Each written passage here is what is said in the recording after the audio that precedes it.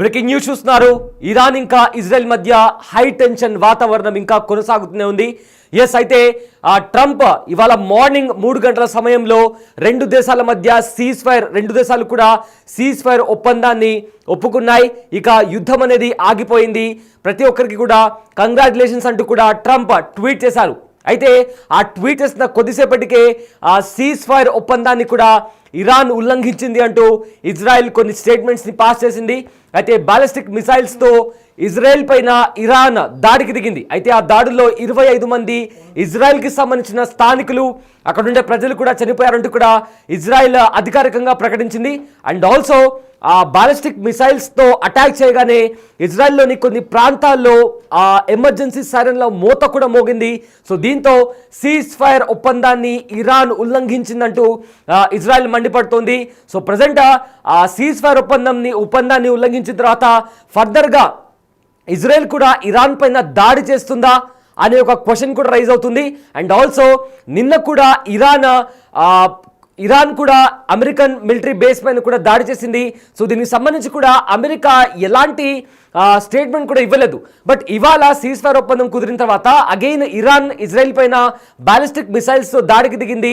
దాంట్లో ఏకంగా 25 మంది ప్రాణాలు కోల్పోయారు, ఇజ్రాయెల్కి సంబంధించిన వాళ్ళు చనిపోయారంటూ కూడా ఇజ్రాయెల్ అధికారికంగా ప్రకటించింది.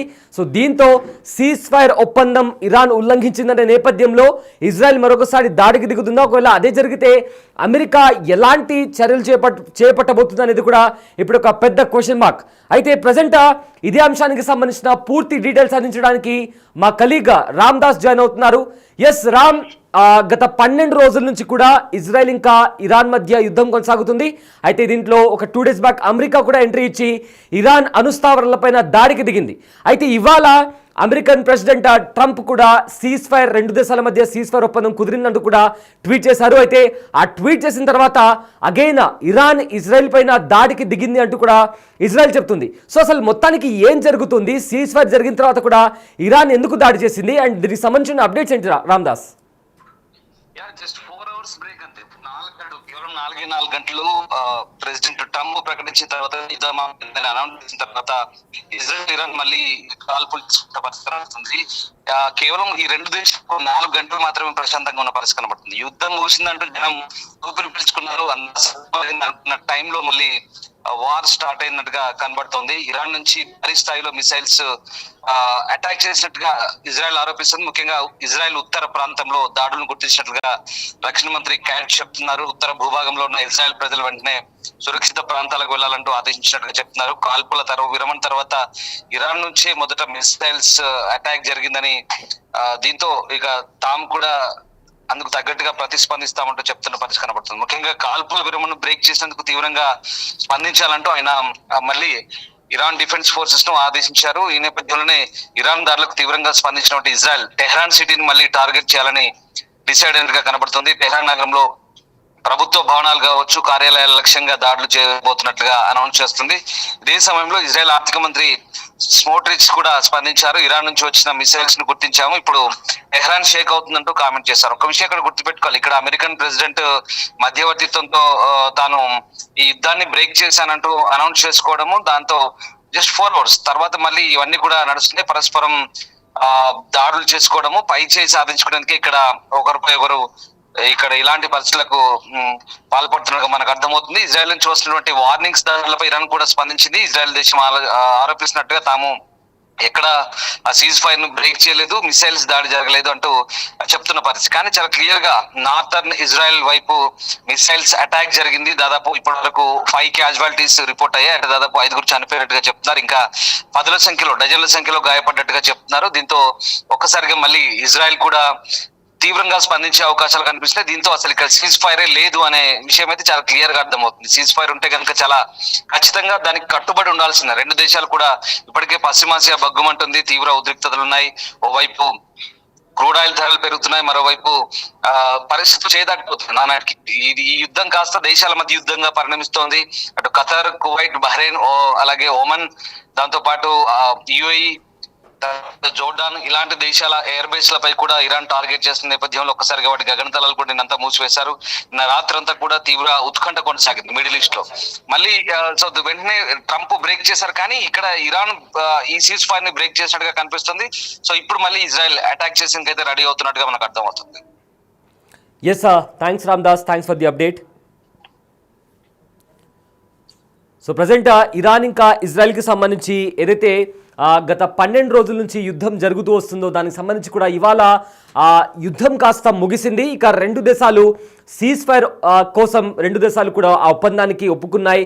సో ఇక యుద్ధం అనేది ఆగిపోయింది, ఇక కంప్లీట్గా శాంతి అనేది ఉంటుంది అంటూ కూడా ట్రంప్ ట్వీట్ చేయడం జరిగింది. And also God bless Iran, God bless Israel, God bless America అంటూ కూడా ట్రంప్ ట్వీట్ చేశారు. అయితే ఆ ట్వీట్ అయిన తర్వాత కొద్దిసేపటికే ఇరాన్కి సంబంధించిన వాళ్ళు కూడా ఎస్ సీజ్ ఫైర్కి మేము కూడా ఒప్పుకున్నామంటూ కూడా అటు ఇరాన్ ఇటు ఇజ్రాయెల్ కూడా చెప్పిన తర్వాత మళ్ళీ ఇరాన్కి సంబంధించి కూడా టెహరాన్ నుంచి ఇజ్రాయెల్ పైన బాలిస్టిక్ మిసైల్స్తో దాడి అనేది జరిగింది. దాంతో ఇజ్రాయెల్ అయితే సీజ్ ఫైర్ ఒప్పందాన్ని ఇరాన్ ఉల్లంఘించింది, ఇజ్రాయెల్ మీద బాలిస్టిక్ మిసైల్స్తో దాడికి దిగింది. దీంతో ఏకంగా ఇజ్రాయెల్కి చెందిన 25 మంది చనిపోయారంటూ కూడా ఇజ్రాయెల్ ఆరోపిస్తుంది. సో దీనికి మొత్తం మీద నిజంగానే సీజ్ ఫైర్ ఒప్పందాన్ని ఇరాన్ ఉల్లంఘించిందా లేదా, ఎగ్జాక్ట్గా ఏం జరిగింది అనే దానికి సంబంధించి కూడా అయితే ఇజ్రాయెల్ అయితే ఆరోపిస్తుంది. ఇరాన్ మాత్రం మేము ఎలాంటి సీజ్ ఫైర్ ఒప్పందాన్ని కూడా ఉల్లంఘించలేదు, సీజ్ ఫైర్ అని చెప్పగానే వెంటనే మేము కూడా కాల్పులు జరపడం అనేది ఆపేశామంటూ కూడా ఇరాన్ చెప్తుంది. సో దీంతో ఈ రెండింటి మధ్య కూడా ప్రజెంట్ అమెరికా దీనికి సంబంధించి ఎలా రెస్పాండ్ అవబోతుంది అనేది కూడా ఇప్పుడు ఒక పెద్ద ప్రశ్నగా మారింది. అయితే ఫర్దర్గా ఏం జరగబోతుంది, ఎందుకంటే ఇప్పటికే స్టాక్ మార్కెట్కి సంబంధించి క్రూడ్ ఆయిల్కి సంబంధించి కూడా ధరలు ఏవైతే ఉన్నాయో అవి కూడా పెరిగే అవకాశం కూడా కనిపిస్తోంది. అయితే ఒకవేళ నిజంగానే ఇరాన్ ఈ సీజ్ ఫైర్ ఒప్పందాన్ని ఉల్లంఘించిందని అమెరికా కూడా భావిస్తే ఫర్దర్గా మళ్ళీ ఇంకొకసారి ఇరాన్లో ఉన్న అణుస్థావరాలపైన అమెరికా దాడి చేస్తుందా, మరి ఏం జరగబోతుంది అనేది కూడా నిజంగా చాలా హై టెన్షన్ వాతావరణం అయితే కొనసాగుతుంది.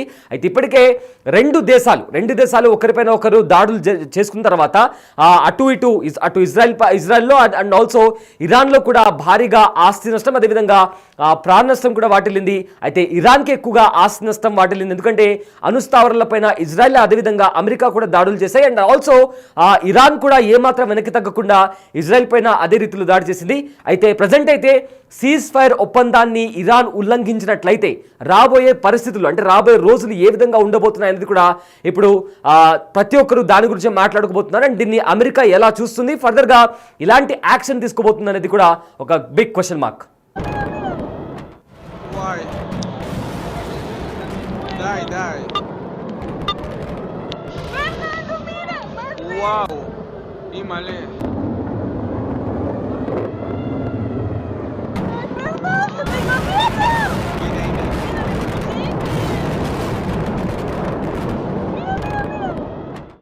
Why? ఎస్ సీజ్ ఫైర్ 12 రోజుల నుంచి ఇరాన్ ఇంకా ఇజ్రాయెల్ మధ్య భీకర పోరు నడుస్తోంది. రెండు దేశాలు ఒకరిపైన ఒకరు దాడులు చేసుకుంటున్నారు. ఇరాన్ ఏకంగా బాలిస్టిక్ మిసైల్ అదేవిధంగా హైపర్సోనిక్ మిసైల్స్ వాడి కూడా ఇజ్రాయెల్ పైన దాడికి దిగింది. అటు ఇజ్రాయెల్కి సంబంధించిన యుద్ధ విమానాలు కూడా ఇరాన్కి వెళ్ళి అక్కడ ఏవైతే అణుస్థావరాలు ఉన్నాయో అక్కడ బాంబుల వర్షం కురిపించాయి. దీంతో రెండు దేశాలు ఒకరిపైన ఒకరు దాడులకు దిగాయి. అయితే రెండు దేశాల్లో కూడా విధ్వంసకరమైన వాతావరణం కూడా కనిపించింది. అయితే 2 రోజుల ముందు కూడా అమెరికా ఇరాన్లో ఉండే అణుస్థావరాలపైన 3 అణుస్థావరాలపైన దాడికి దిగింది. B2B బంకర్ బాంబులతో కూడా దాడికి దిగింది.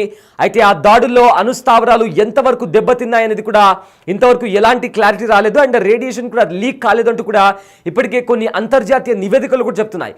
కానీ రెండు దేశాలు మాత్రం ఒకరిపైన ఒకరు భీకర దాడులు చేసుకున్నారు. 12 రోజుల వరకు కూడా ఆ దాడులు అనేవి కొనసాగాయి. కానీ 12వ రోజు వచ్చేసరికి కూడా ట్రంప్ ఎగ్జాక్ట్గా ఇరాన్ అణుస్థావరాలపైన దాడి చేసిన తర్వాత ట్రంప్ కొన్ని కీలక వ్యాఖ్యలు చేస్తూ రెండు దేశాల మధ్య సీజ్ ఫైర్ ఒప్పందం కుదిరింది అంటూ కూడా ట్వీట్ చేశారు. అండ్ ఆల్సో రెండు దేశాలు కూడా చాలా గొప్పవి, రాబోయే రోజుల్లో రెండు దేశాలు కూడా ఎంతో డెవలప్మెంట్ వైపు కూడా అడుగులు వేస్తాయంటూ కూడా God bless Iran, God bless Israel, God bless America అంటూ కూడా ఆయన ట్వీట్ చేశారు. అయితే మరొకసారి ఒక యుద్ధాన్ని నేను ఆపానంటూ కూడా ట్రంప్ క్లెయిమ్ చేసుకున్నటువంటి పరిస్థితి కనిపించింది. కానీ ఇంతలోనే ఇరాన్ సీజ్ ఫైర్ ఒప్పందాన్ని ఉల్లంఘించింది అనే వార్తలు వస్తున్నాయి.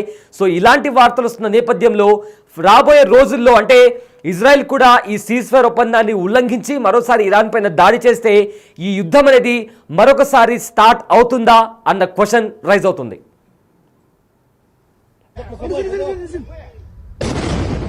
Oh,